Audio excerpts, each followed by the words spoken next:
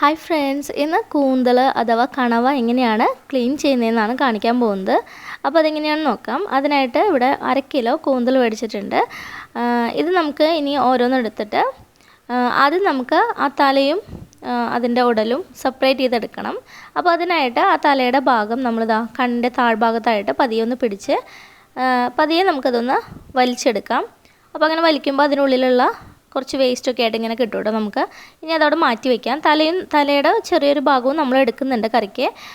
അപ്പോൾ അതെങ്ങനെയാണ് ക്ലീൻ ചെയ്യുന്നതെന്നുള്ളത് പിന്നീട് കാണിക്കാം. ഇനി നമുക്ക് ഈ ഉടലിൻ്റെ ഭാഗത്ത് തൊലിയെല്ലാം നമുക്കൊന്ന് കളഞ്ഞെടുക്കണം. അപ്പോൾ തൊലി കളയാൻ എളുപ്പമാണ്. പതിയെ ഒന്നിങ്ങനെ ചുരണ്ടി കൊടുത്താൽ മതി. അപ്പോൾ അതിങ്ങനെ നമുക്കിങ്ങനെ വലിച്ചെടുക്കാനായിട്ട് പറ്റും കേട്ടോ. എളുപ്പത്തിന് തന്നെ വലിച്ചെടുക്കാം. അങ്ങനെ മുഴുവനായിട്ടും ആ തൊലി അതിൻ്റെ സ്കിന്ന് മുഴുവനായിട്ടും നമുക്കൊന്ന് അടർത്തിയെടുക്കണം. അപ്പോൾ കണ്ടില്ലേ, നല്ല എളുപ്പത്തിൽ നമുക്കത് അടർത്തിയെടുക്കാവുന്നതാണ്.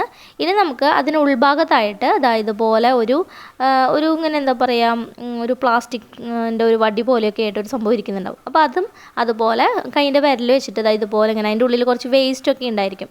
ചിലപ്പോൾ അത് കഴിച്ചിട്ടുള്ളതൊക്കെ ആയിട്ടുള്ള കുഞ്ഞ് മീനിൻ്റെയൊക്കെ വേസ്റ്റുകളും അങ്ങനെ സംഭവങ്ങളൊക്കെ അതിലുണ്ടായിരിക്കും. അപ്പോൾ അതൊക്കെ നമ്മൾ കൈ വെച്ച് നന്നായിട്ട് ക്ലീൻ ചെയ്തെടുക്കണം. അങ്ങനെ നമ്മൾ നന്നായിട്ട് ക്ലീൻ ചെയ്തെടുത്തിട്ടുണ്ട്. ഉൾഭാഗം കണ്ടില്ലേ, നല്ല ക്ലീനാക്കി എടുത്തിട്ടുണ്ട്.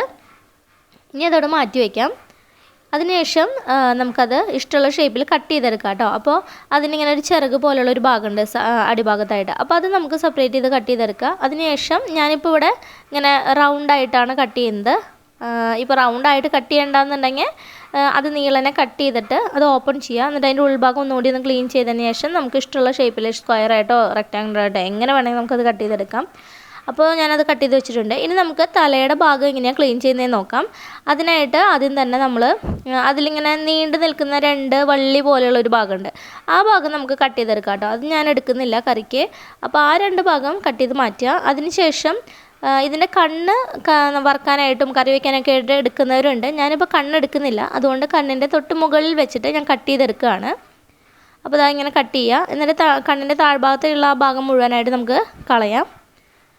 ഇനി നമുക്ക് ഇതിൻ്റെ ഈ ഒരു ഭാഗം ഇങ്ങനെ ഈ പൂ പോലെ നിന്ന് തുറന്ന് പിടിക്കുക. അപ്പോൾ അതിനുള്ളിൽ ഇതുപോലെ ഇങ്ങനെ ഒരു കറുത്തൊരു ഡോട്ടും ഇങ്ങനെ എന്താ പറയുക, ഒരു കുരു പോലെ ഒരു സംഭവം, ഒരു ബോൾ പോലെ ഒരു സംഭവം ഉണ്ട്. അപ്പോൾ അത് കൈ കൊണ്ടൊന്ന് പ്രസ് ചെയ്ത് കഴിയുമ്പോൾ അത് കയ്യിലേക്ക് കിട്ടും. അപ്പോൾ അത് കളയുക.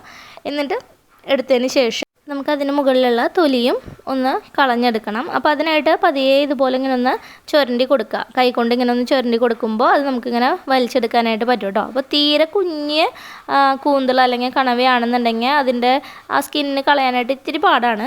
അപ്പോൾ ഇത്തിരി വലുപ്പമുള്ളതാണെങ്കിൽ മാത്രമാണ് നമുക്കത് എളുപ്പത്തിന് ഇതുപോലെ ക്ലീൻ ചെയ്തെടുക്കാനായിട്ട് പറ്റുള്ളൂ. അപ്പോൾ നിങ്ങൾ നോക്കിയിട്ട് അത് ക്ലീൻ ചെയ്തെടുക്കുക, വൃത്തിയായിട്ട് ക്ലീൻ ചെയ്തെടുക്കുക. അങ്ങനെ കട്ട് ചെയ്ത് വെച്ചിട്ടുള്ള തലയും ക്ലീൻ ചെയ്ത് വെച്ചിട്ടുള്ള തലയും അതുപോലെ ആ കൂന്തലിൻ്റെ എല്ലാ ഭാഗവും നമുക്ക് നന്നായിട്ട് ഒരു 2-3 പ്രാവശ്യമായിട്ട് നന്നായിട്ട് വെള്ളമൊഴിച്ച് കഴുകിയെടുക്കാം. അപ്പോൾ അതിൻ്റെ ഉള്ളിലുള്ള വേസ്റ്റൊക്കെ ഇനി പോകാത്തതുണ്ടെന്നുണ്ടെങ്കിൽ അതൊക്കെ നന്നായി പോകാൻ വേണ്ടിയിട്ടാണ്. നമുക്കൊരു 3 വട്ടമൊക്കെ ആയിട്ട് നന്നായിട്ട് കഴുകിയെടുക്കാം കേട്ടോ. അപ്പോൾ നമ്മുടെ ക്ലീനിങ് പ്രോസസ്സ് കഴിഞ്ഞു. ഇനി നമുക്കത് ഉപ്പും മുളകൊക്കെ പറ്റിയിട്ട് വറക്കുകയോ റോസ്റ്റ് ചെയ്യുക എന്താ വേണമെങ്കിൽ ചെയ്യാം. ഈ വീഡിയോ യൂസ്ഫുള്ളായി തോന്നുകയാണെന്നുണ്ടെങ്കിൽ മറ്റുള്ളവർക്ക് കൂടി ഷെയർ ചെയ്യാം. താങ്ക്